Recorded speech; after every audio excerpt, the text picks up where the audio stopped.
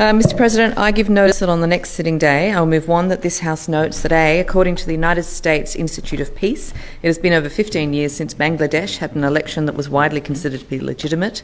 Sheikh Hasina, the sitting Prime Minister, has resided over 2 rigged and controversial elections in Bangladesh in 2014 and 2018, despite her constant rhetoric in favour of free and fair elections.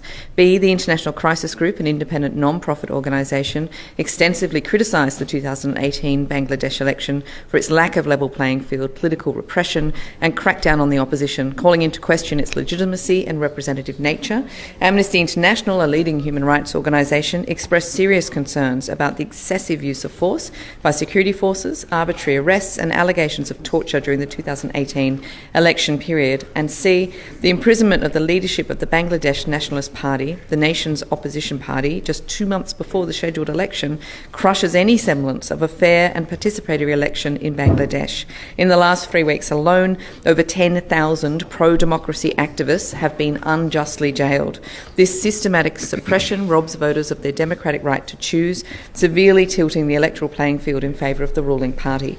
2, that this House calls on the Australian Government to A, appeal to the Bangladeshi Government to accept independent oversight by the United Nations or other reputable organisations of the upcoming national election. Such oversight is vital to ensure a fair and free electoral process devoid of unlawful practices and interference. B, advocate for the immediate release of all political prisoners, including the opposition leader Khaleda Zia, who has been unjustly imprisoned and deprived of her rights.